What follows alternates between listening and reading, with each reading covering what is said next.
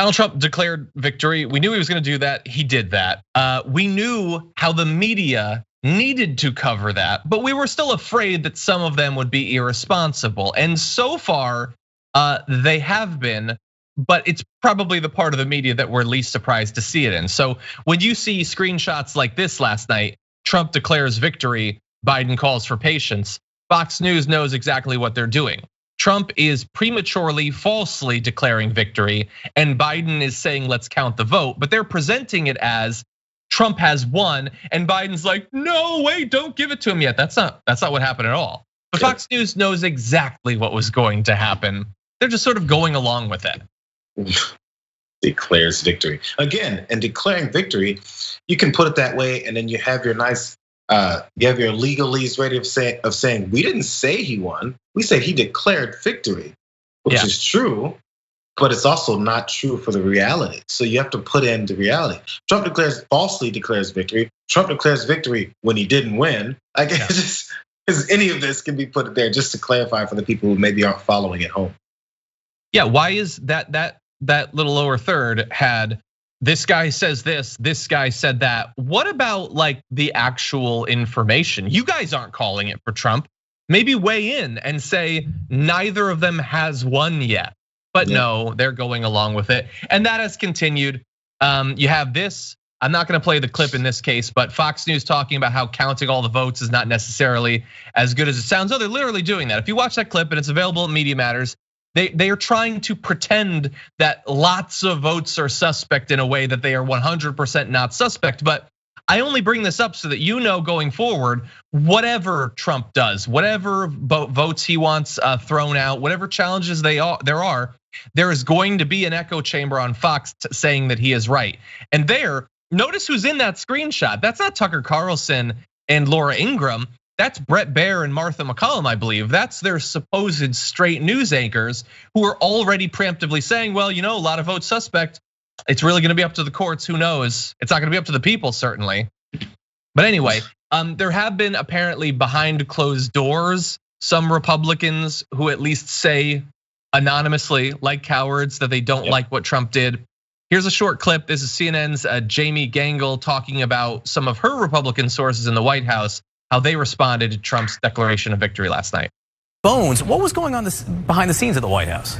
So as a Republican source said to me, this is a senior official who is normally an ally of the president, said that Trump had a temper tantrum last night, that he saw that the numbers could start going against him, that he wanted to declare victory while he thought that he was ahead. And this, as you've been saying, John, this was not a surprise to us.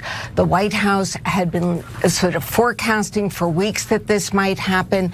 But here's the thing, we know how to count votes, as you've been pointing out all morning.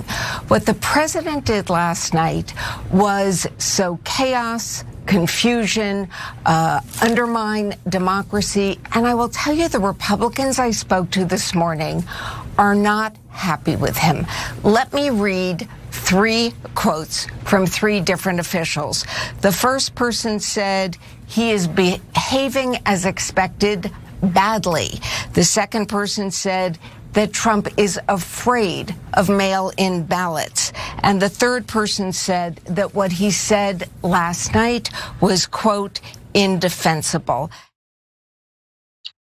Okay, so and these are very strongly held beliefs that those unnameable Republicans hold, and they will only give them under condition of anonymity. But I guess they believe it secretly behind closed doors.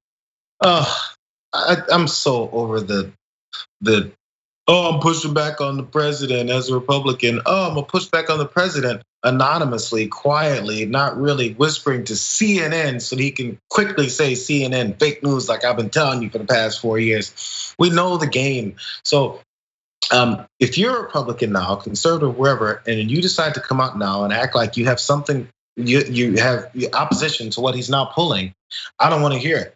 I don't wanna hear it. I really don't care. The degree to which I don't care about your newfound reality and how much you just woke up to what the president is doing, and I can't back that. If that first Republican that said he's reacting the way that we would assume badly, if you assume he's gonna react badly, why are you still supporting him? You assumed it before he did it. So did a bunch of Democrats and a bunch of people who were opposing him. So people who opposed him said, he's gonna do this, it's a bad thing. I oppose him openly. If you knew he was gonna do it, why are you still backing him up? Does that make you one of the bad guys? But yeah, well, it's yet more evidence that they are. But why are they acting surprised? Like these Republicans who won't name themselves, they're in the White House. It's indefensible that he said that. He had a temper tantrum. Okay, yes, he did have a temper tantrum. He's an emotional, wild, reckless idiot. But we knew it was gonna happen. It was a scheduled temper tantrum. They had it in his official schedule. He's gonna lose it.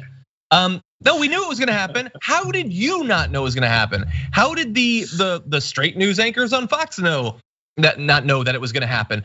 Ben Shapiro even tweeted something to the effect of, Trump's wrong, we should count all the votes, which is good, I guess. If Trump gets 1 billion votes canceled by the Supreme Court and illegally stays in the White House, Ben Shapiro will totally go along with it. So let's not give him too much credit.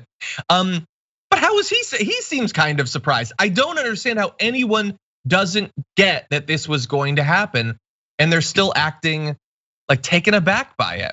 I guess Fox News, they have an agenda, obviously, so you can't necessarily take their reactions as being honest, but this was the most, this is the most obvious plot twist ever, and so many people still seem very taken aback by it. No, they're not.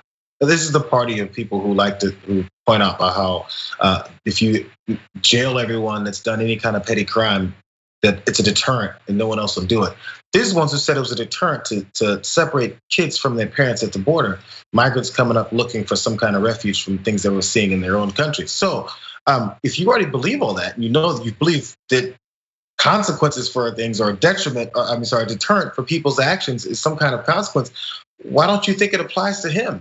You've let him off the hook in every moment, every horrible thing he's done, you've endorsed. Why would you think he would suddenly have any kind of thought process that this is the wrong thing to do? You haven't taught him that lesson yet. There's been no deterrent so far. Why would he start now? No, because you know how this works. You know you've endorsed him. You know you've pushed everything he's done on the side. You've done it as what you agree with. Now you suddenly don't agree anymore. Get out of here. It's madness. Yeah, and you look at there's so much more that we could show. Honestly, I had to do sort of live videos this morning on, as the electoral returns were coming in. So honestly, I don't know, how is Fox and Friends covering this? What are they saying about those challenges? I don't know, but I do know that from what we've seen, Fox News is lining up behind Donald Trump. You had Chris Wallace briefly said this is incendiary, what he did and all that. That's good. Chris Wallace is apparently the only good one over there. But the rest seem to be lining up. We're gonna have to see. I have a feeling that the nighttime leads on Fox are gonna be fairly clear in supporting Trump and getting rid of as many votes as possible, but we will have to see.